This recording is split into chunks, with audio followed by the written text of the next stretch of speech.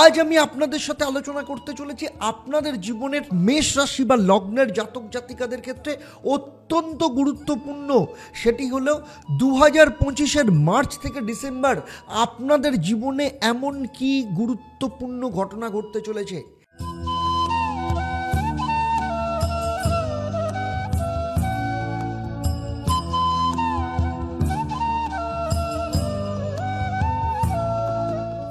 নমস্কার, আমি অ্যাস্ট্রো পণ্ডিত দেবদত্ত। অ্যাস্ট্রোনমা আচার্য Debdutta Facebook page এবং ইউটিউব চ্যানেলে আপনাদের সবাইকে স্বাগত জানাই। আজ আমি আপনাদের সাথে আলোচনা করতে চলেছি আপনাদের জীবনের অর্থাৎ মেষ রাশি বা লগ্নের জাতক জাতিকাদের ক্ষেত্রে অত্যন্ত গুরুত্বপূর্ণ। সেটি হলো 2025-এর মার্চ থেকে ডিসেম্বর আপনাদের জীবনে এমন কি গুরুত্বপূর্ণ ঘটনা ঘটতে চলেছে। আমার এই আলোচনার মধ্য দিয়ে আপনারা জানতে পারবেন আপনাদের জীবনে 5টা ভীষণ গুরুত্বপূর্ণ পরিবর্তন আপনাদের জীবনে আসতে চলেছে, যার মধ্য দিয়ে আপনাদের জীবন পাল্টে যেতে চলেছে। সেই সাথে আমি আলোচনা করব আপনাদের জন্য মহা উপায় কী থাকবে এবং তার সাথে থাকবে এই পর্বের জন্য একটা প্রশ্ন। যারা সঠিক উত্তর দেবেন তাদের জন্য কি সারপ্রাইজ থাকবে সেটাই পর্বের শেষে আমি আপনাদের জানাবো। তাই পুরো ভিডিওটা শেষ অবধি মন দিয়ে দেখবেন। আমার এই আলোচনা আপনার জন্ম রাশি বা লগ্ন এবং বর্তমান সময়ে যে গ্রহদের গোচর তার উপর নির্ভর করে।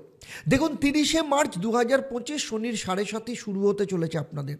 7.5 বছরের জন্য আপনার রাশি সাপেক্ষে মেষ রাশিতে 7.5 অবস্থান করবে। সেই সাথে আপনার রাশি বা লগ্ন সাপেক্ষে দ্বিতীয়ভাবে বৃহস্পতি বর্তমানে অবস্থান করছে, মঙ্গল রয়েছে মিথুন রাশিতে, কেতু রয়েছে কন্যা রাশিতে এবং শনি কুম্ভ অর্থাৎ একাদশ স্থানে আর রাহু দ্বাদশ স্থানে গোচর করছে।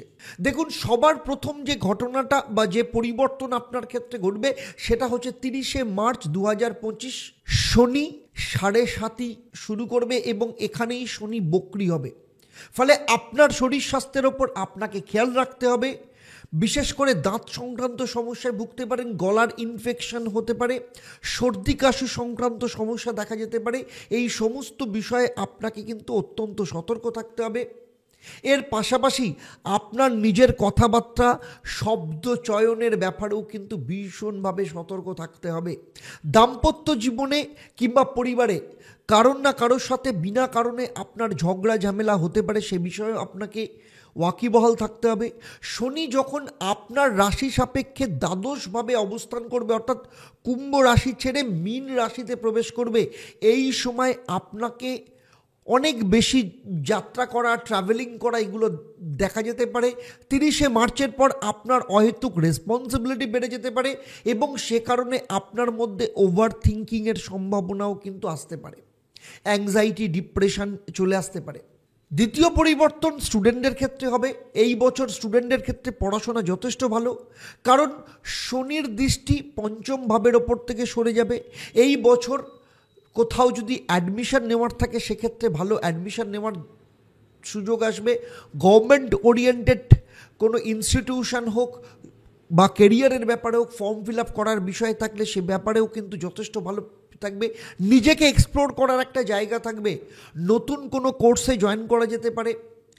মাইন্ড সবসময় নতুন কিছু শেখার ব্যাপারে নিজেকে ব্যস্ত রাখবে এবং সবথেকে বড় কথা হচ্ছে নিজের বিষয়ে পড়াশোনার ব্যাপারে, কেরিয়ারের ব্যাপারে ভীষণ সিরিয়াসনেস দেখতে পাওয়া যাবে। আর যারা চাকরি করছে, কেরিয়ার তৈরি করার কথা ভাবছে, মাল্টিন্যাশনাল কোম্পানিতেও কিন্তু যথেষ্ট ভালো যোগ দেখতে পাওয়া যাচ্ছে।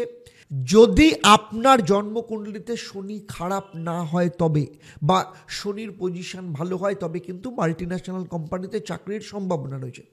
তৃতীয় পরিবর্তন এপ্রিলের 2025-এর আগে কর্মস্থানে পরিবর্তনের ব্যাপারে যারা ভাবনা চিন্তা করছে সেই পরিবর্তন আসার সম্ভাবনা রয়েছে।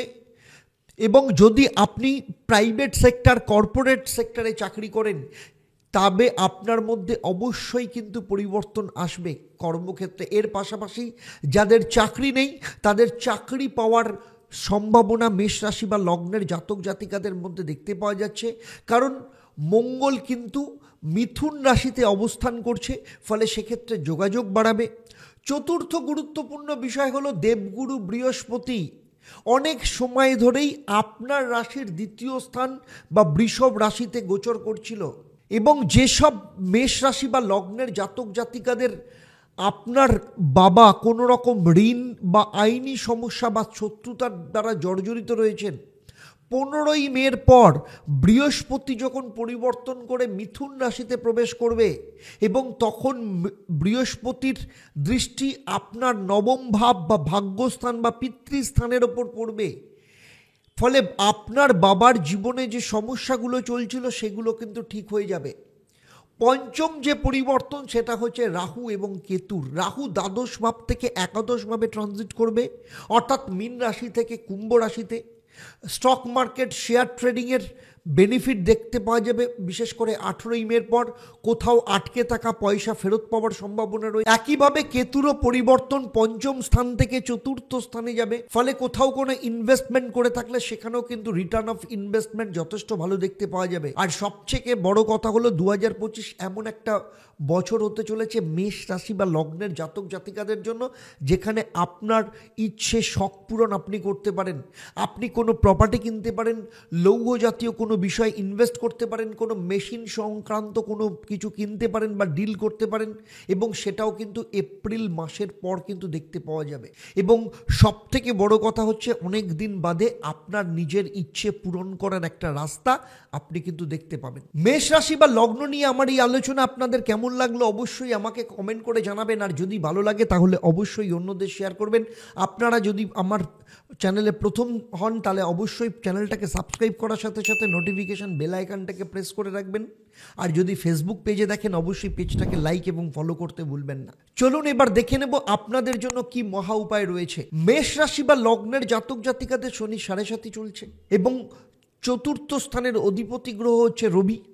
তাই প্রথমেই যেটা করবেন সেটা হচ্ছে প্রত্যেক দিন সূর্যদেবকে তামার পাত্রে গঙ্গা জল নিয়ে তার মধ্যে কিছু মিশ্রি মিশিয়ে সূর্যদেবকে জল অর্পণ করবেন এবং গায়ত্রী মন্ত্র জপ করবেন, এবং সেই সাথে প্রতিদিন নিয়মিতভাবে হনুমান চল্লিশা পাঠ করবেন। এবারে আসবো এই পর্বের প্রশ্ন। আমি এই পর্বে উল্লেখ করেছি বৃহস্পতি কত তারিখে মিথুন রাশিতে প্রবেশ করবে। আপনারা যারা সঠিক উত্তর দেবেন আপনাদের মধ্য থেকে লাকি ড্রয়ের মাধ্যমে আমি 3 জন সঠিক উত্তরদাতাকে বেছে নিয়ে আপনাদের কিংবা আপনাদের পরিবারের কোনো একজন সদস্যের জন্মছক ও তার সমস্যা নিয়ে পরামর্শ দেব। আর আপনারা জানেন আমার এই পরিষেবা আপনাদের জন্য সম্পূর্ণ বিনামূল্যে থাকে, তবে অবশ্যই আপনাকে লাকি ড্রয়ের বিজেতা হতে হবে। আর লাকি ড্রয়ের বিজেতা আপনি নাম জানতে পারেন প্রতি শনি মঙ্গলবার সন্ধ্যে 6:30 এবং বৃহস্পতিবার দুপুর 12টার সময় আমার লাইভ ফোন ইন অনুষ্ঠানে। তাহলে আজকের মতো বিদায় নিচ্ছি, আবার দেখা হবে আপনাদের সাথে পরবর্তী পর্ব বৃষ রাশি বা লগ্নের জাতক জাতিকাদের নিয়ে। আপনারা আপনাদের পরিবারের সাথে ভালো থাকুন, সুখে থাকুন, শান্তিতে থাকুন এবং নিয়মিত দেখতে থাকুন দেবদর্শন পর্ব। নমস্কার।